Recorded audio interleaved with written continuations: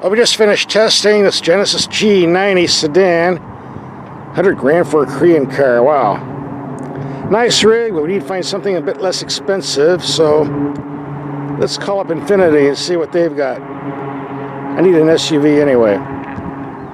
Well, let's give the Infiniti QX50 a try. Here's the price spread, 41 grand to 58. Well, after days of waiting, they finally sent me the paperwork. Car will be here today. This is the Sport all-wheel drive. I think that means it cost a lot of money. Here's all the stuff we're getting. And more goodies.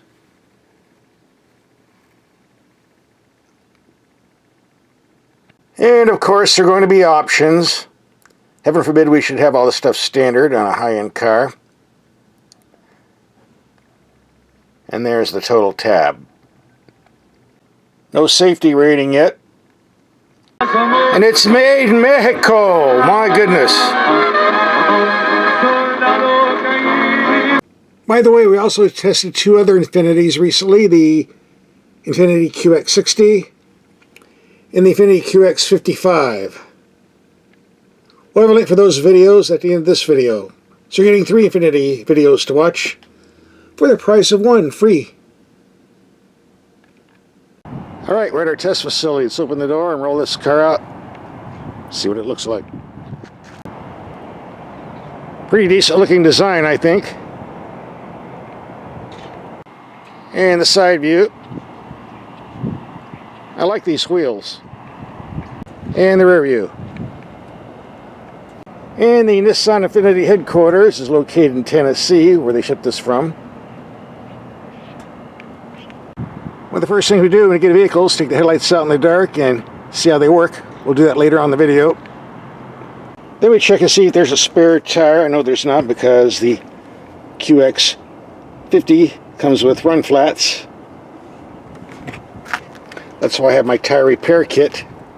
Even if you have run flats, you still need a spare tire if you're going on the highway. Just common sense, unless you like walking. When run flats go deflated, they're theoretically good for 50 miles, but I never got that far on a puncture.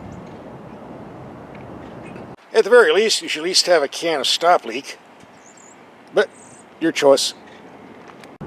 Under all this plumbing is a 2-liter 4-cylinder turbo, putting out 268 horsepower. This is a VC turbo, being variable compression. The way that works is at highway speeds, you got super high compression for best fuel economy. When you kick in the turbo, you get super low compression, so you can feed the cylinders better without getting a detonation. It's supposed to offer a good combination of performance and economy, and maybe not. Here's what they claim. 22 to 28 with an average of 25. Consumer Reports and some other publications claim they got about 20% less. I tested one of these last year and got about 10-15% less, but you never know. We'll give it a try on this one and see what happens. Now here's what puzzles me. If you're going to take a sophisticated engine like that, as well as a vehicle in this price class, you would think a conventional transmission would be offered. 7-speed, 8-speed, 10-speed. Instead we get a CVT transmission from the Nissan lineup. Well, I'm not supposed to say the word Nissan on this video. Infiniti CVT transmission. Not my first choice. Then again, perhaps the average buyer of this vehicle won't know the difference. There's one thing I do like about this vehicle. You have all these driver assistance items like blind spot assist, traffic sign alert, lane assist, lane centering. You can turn all this stuff off. But like other vehicles, it stays off, not come back on when you restart the car. I don't want any of this stuff. When I want it off, I want it off permanently. And it allows you to do that. Thank you. That's doubly important because I noticed when I had all the lane assist and lane centering on and I crossed to another lane without using the turn signal, instead of just the warning buzzer inside the vehicle, it actually honks the horn. I don't get that. Another reason to turn this nonsense off. And according to this, fuel economy 23.5. when the car was delivered, but I have no idea where they were driving or how they were driving. City or highway, I don't know. We'll have to reset that. There you go. Now let's look at the rest of the cabin. The sun visor do slide back and forth to block out the sun's rays from the side window. Some vehicles you can't do that, unbelievably, but you can do it here. There's room in the glove box if you take out that super thick owner's book. I'd put it back in the little trunk I showed you earlier, where I thought the spare tire might go. The info screen's not the biggest I've ever seen, but adequate. Decent clarity. A very simple gauge cluster with real dials. Thank you very much. Paddle shifters, if you want to shift the gears manually. Lots of room in the second row seating. And like most Infinitis, the interior workmanship and materials, excellent, especially this nice leather trim. I've never had anything bad to say about an Infiniti interior. They do a pretty good job. Almost forgot the drive mode. Gives you personal, sport, standard, and eco. We're using standard for most of our tests.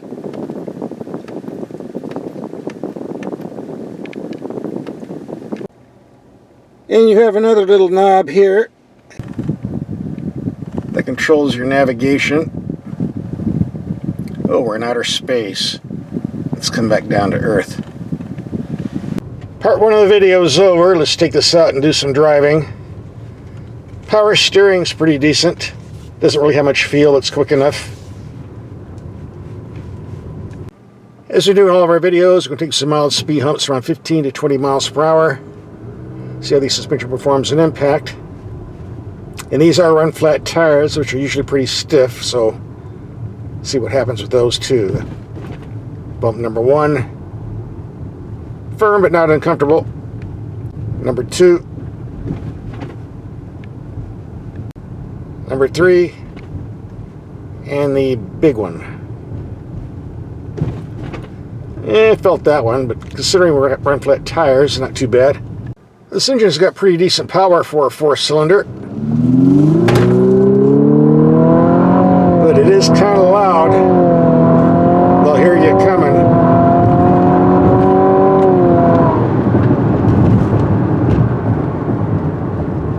Decent brakes.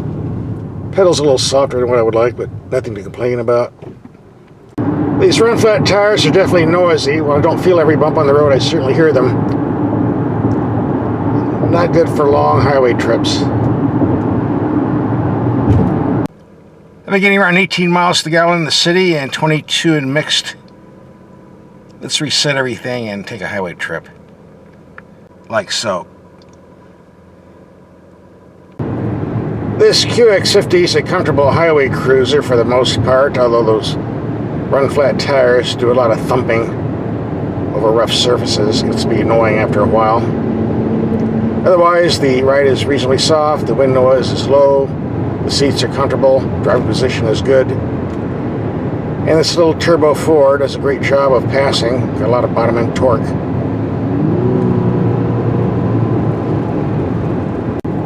Even though this is a rubber band CVT transmission that shifts like a regular transmission, I really wouldn't know it was a CVT unless somebody told me, but which begs the question, why not just use a regular transmission in the first place? But don't have an answer for that one. Well, that's the end of our highway trip. Let's pull over and see what the numbers are. The claim is 28 mpg on the highway. I got 27.2. Did a bit more passing than I should have been, so I would say it's more than acceptable. We'll talk about the overall fuel economy a little bit later in the video. But first, well, we're not going to do any serious off-roading in this rig. Wasn't made for it. I don't have a spare tire anyway. I do have some mild ranch patrolling to do. I'd better go in the opposite direction of this. Looks like the nuclear power plant down the road sprung a leak. Mushroom clouds and nuclear facilities don't go over very well. With higher than normal ground clearance and all-wheel drive, the QX50 is capable of going off pavement, but to do so has to be light duty only. This isn't something you want to chase a Jeep Wrangler or Range Rover with. This is basically a car more than a truck. So what's my take on this Infiniti QX50 after a week of driving? It definitely has some positive points. The styling is very nice. The build quality is excellent. Beautiful interior. The controls are pretty easy to use once you figure them out. The ride is comfortable enough in spite of the stiff-walled run-flat tires. I prefer a real transmission instead of a CVT, but they did a pretty good job of reprogramming everything to make it seem like a real transmission, so I'll give them credit for that. Going full circle, it brings us back to what's under the hood. This 2.0 turbo variable compression engine. Does it deliver good fuel economy in high compression mode? Well, yeah. We cleaned 28 on the highway. We got over 27. So far, so good. In low compression mode, it definitely pumps in a lot of power from that turbo. This car is pretty quick, no doubt about that. But when you're doing that, the fuel economy is going to drop. They claimed 22 in the city. We got 18. 25 mixed, we got 22, and that matches pretty much what Consumer Reports, Car and Driver, and other publications got. So, pretty much the norm. But in all fairness, it's still a little bit better than the V6 it replaces, so I guess it's still an improvement. Just keep your foot off the throttle if you want to get some good economy. Don't be in a hurry. That concludes our main test. If you didn't watch the headlight test and night drive video we did on this vehicle, we did on YouTube, well, you can watch it now for part 3 of this video. Alright, it's dark enough. Let's see how these headlights work. And here's what the taillights look like. Medium size.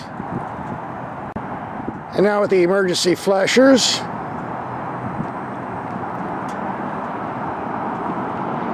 Also on the outside mirrors. And separate from the headlights. But definitely easier to see if the headlights are turned off.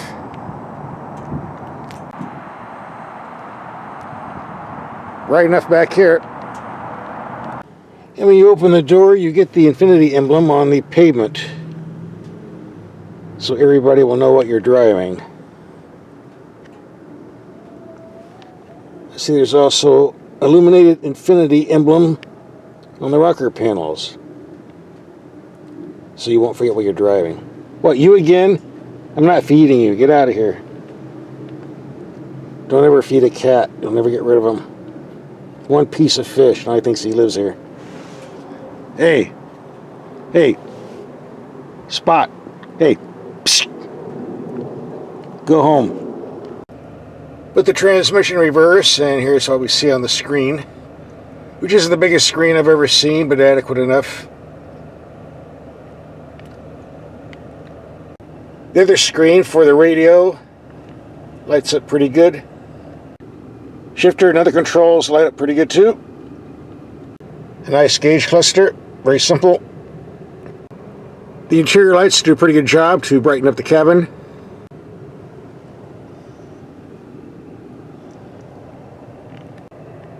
Now let's check out the headlights. Have the low beams on a wall 40 yards away. Get out of my way. Okay. Very bright. Decent height in the middle. High beams. Pretty strong in the middle. Good widespread. Not as tall as I would like.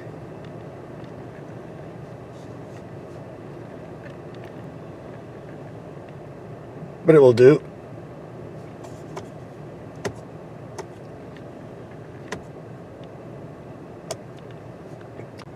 For longer distances on a street. Definitely a wide spread.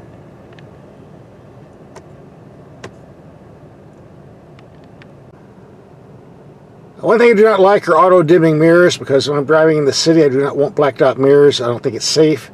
So if you have auto-dimming mirror, I'd like an off switch, but apparently this doesn't have an off switch. I don't see anything in the computer program that allows it to be disconnected, so I can always put a piece of tape over the sensor hole if I want to turn it off. That's the only way, serious to be way you can do it. Oh well. Definitely lights up the freeway signs. High, low, high, low.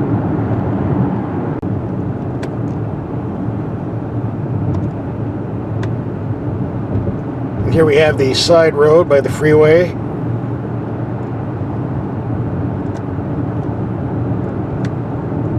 Yes, these brights definitely reach out at long distance, there's no doubt about that.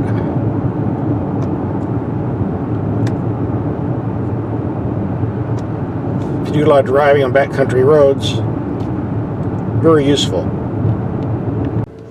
And last but not least, our dark, dingy street test. Low beam, high beam.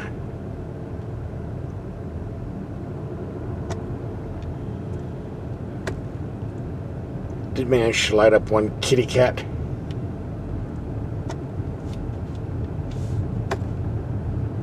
And here's the blacked out mirrors I was talking about. Can't see a thing. But otherwise, the headlight test, night drive, everything passed. Aside from the auto dimming mirror. These are pretty good headlights. No complaints from me.